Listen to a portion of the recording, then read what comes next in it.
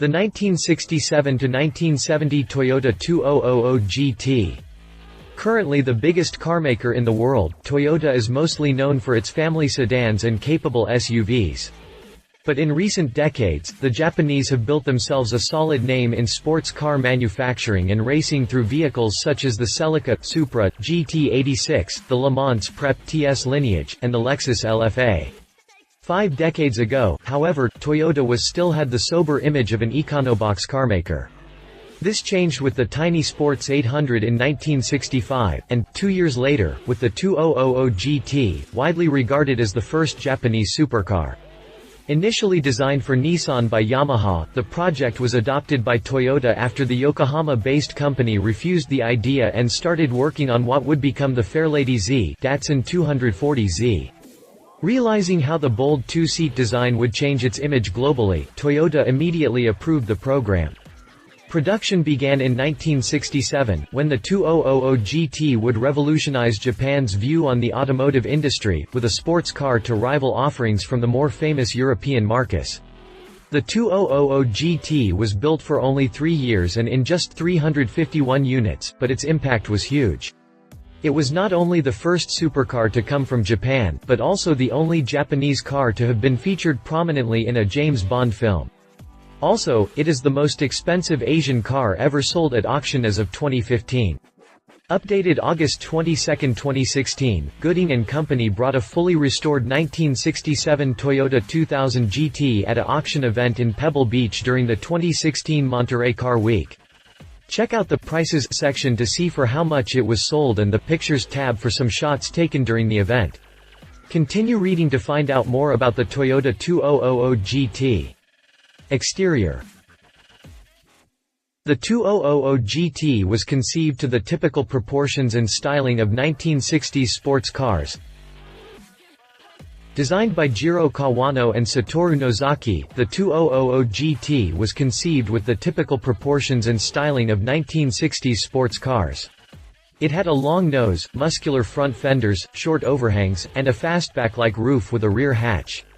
Thanks mainly to its Coke bottle design and traditional Grand Tourer layout, it is widely considered a classic among 1960s GTs. Although it is widely believed that the 2000 GT was inspired by the Jaguar E-Type, Nozaki's design incorporated many features not seen on other 1960s GTs. Its most striking detail was the quad headlamp arrangement consisting of 2 units mounted on each side of the front grille and a pair of pop-up lights above them. Around back, the taillights were placed on metal frames instead of being mounted directly into the body. Paired with the center-mounted exhaust, the taillights gave the 2000 GT a race car-like appearance. Rather unusual for a Toyota back in the 1960s. 2 drop-top models were built for the car's most famous appearance, in the 1967 James Bond film, You Only Live Twice.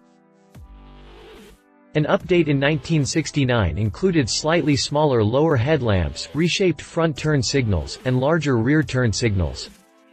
Although Toyota never intended to build a convertible version of the 2000 GT, 2 drop-top models were built for the car's most famous appearance, in the 1967 James Bond film, You Only Live Twice.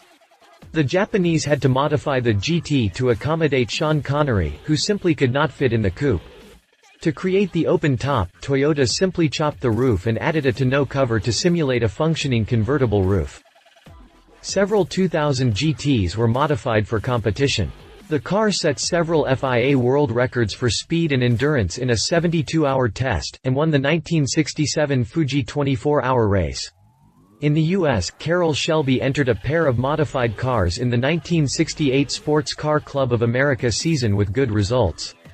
Exterior modifications were rather light and included racing wheels, masked headlamps, larger exhaust pipes, and a race-spec fuel cap. 1967 to 1970 Toyota 2000 GT, exterior dimensions. Interior. The interior of the 2000 GT was a major departure from other Toyota products. The interior of the 2000 GT was a major departure from other Toyota products. Although it was rather cramped compared to similar European products, it did provide some comfort and featured luxury amenities previously unseen in a Toyota. These included a rosewood veneer dashboard, wood frames for the center stack and center console, and a wood-rimmed steering wheel. It also had an auto-seeking radio tuner and noteworthy fit and finish. On the other hand, the 2000 GT did not receive an air conditioning system until 1969. The instrument panel was similar to other GTs of the era, consisting of two main gauges behind the steering wheel and an array of buttons below. 5 smaller clocks sat above the radio unit, while more switches were scattered around the center stack. The seats were somewhat sporty, but still far from what the likes of Jaguar or Ferrari had to offer. All told, the 2000 GT provided nothing more than what was necessary for a driver to enjoy the car as a grand tourer. Drivetrain. Under the hood, the 2000 GT received a 2.0-liter straight-six unit based on the engine of the Toyota Crown sedan. Under the hood, the 2000 GT had a 2.0-liter straight-six unit based on the engine from the Toyota Crown sedan. The mill was modified by Yamaha, who added a new double overhead camshaft head and 3 two-barrel Solex carburetors, into a sportier powerplant that delivered 150 horsepower and 130 pound-feet of torque. 9 cars were built with a larger 2.3-liter engine, also based on the Crown's, rated at 140 horses and 148 pound-feet. All 2.3-liter cars were shipped to the U.S. originally offered with a 5-speed manual transmission only. The 2000 GT received an optional 3-speed automatic in 1969. Both a limited slip differential and power-assisted disc brakes at all corners were standard, making the 2000 GT the first Japanese car to offer such features. It needed 10 seconds to hit 60 miles per hour and 24 ticks to reach 100 miles per hour. Although it is widely regarded as the first Japanese supercar, the 2000 GT wasn't among the quickest vehicles of the era. It needed 10 seconds to hit 60 miles per hour and no fewer than 24 ticks to reach 100 miles per hour. Top speed was estimated at 128 miles per hour. Although these figures are somewhat impressive given the engine had only 150 horses, the 2000 GT weighed only 2,400 pounds and had a 49/51 weight distribution. They were far off from similar vehicles from the 1960s. The 1969 Nissan Fairlady Z, Nissan S30, Datsun 240Z, for instance, which had a similar output but it was 100 pounds lighter, had a 0 to 60 mph sprint of around 8 seconds. The 1962 Jaguar E-Type, which had a more powerful engine and a similar curb weight, was even quicker than that, hitting 60 miles per hour in 7 seconds. 1967 to 1970 Toyota 2000 GT drivetrain specifications. Prices. Unlike other Toyotas, the 2000 GT wasn't cheap. Model imported to the U.S. sold for more than $7,000, which was about $1,000 more than the Jaguar E-Type and Porsche 911, and over $2,500 more than a C2 generation Chevrolet Corvette. Only 351 cars were produced until 1970, of which only about 60 examples reached North America. In recent years, the 2000 GT has become a full-fledged collectible, fetching impressive sums for a Japanese car at auction events. The Grand Tourer first surpassed $50,000 in 2012 and $1 million in 2013.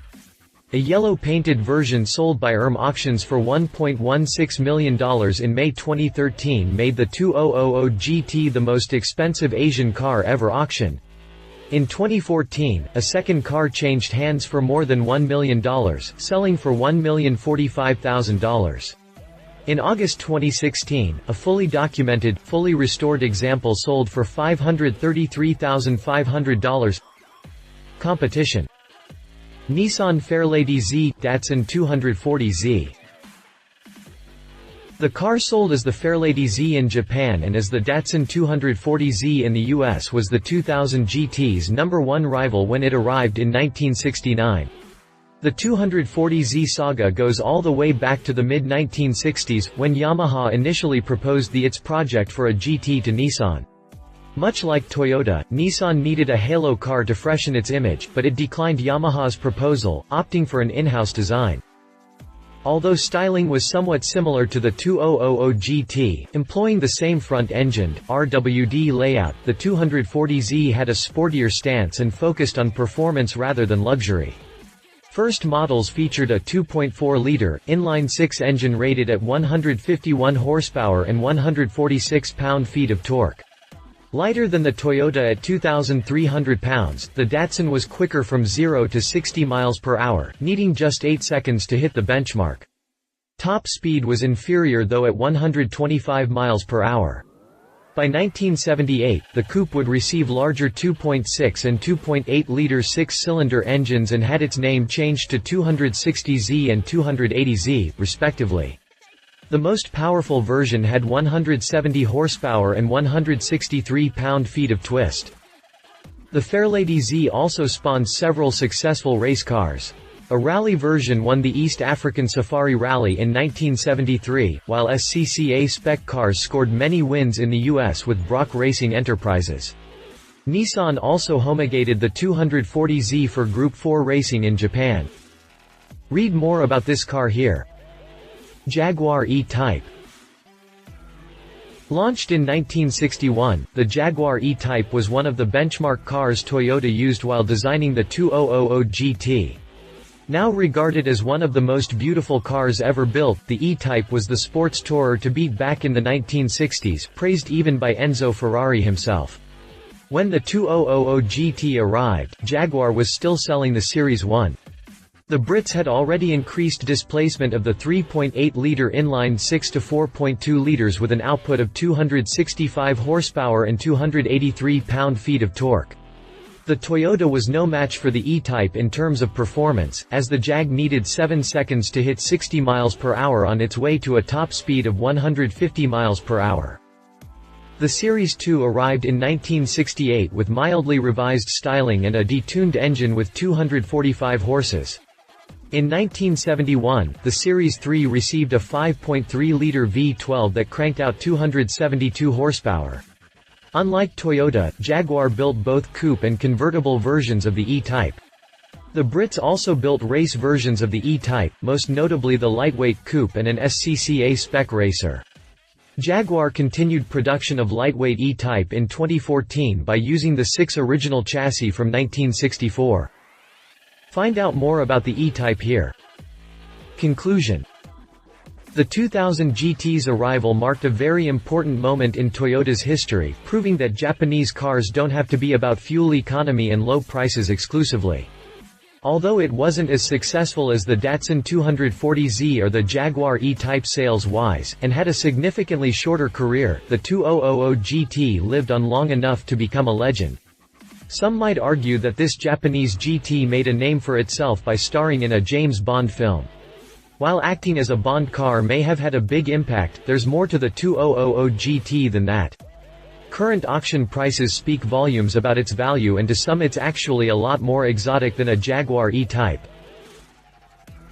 Love it. Beautiful exterior design, luxurious interior for a 1960s Toyota, the most expensive Japanese car ever auctioned. Leave it. It was quite slow compared to its rivals. Limited production run makes then hard to get, and expensive Datsun 240Z can provide a lot more fun. If you liked this video, please share your thoughts in the comments below and don't forget to hit the subscribe button.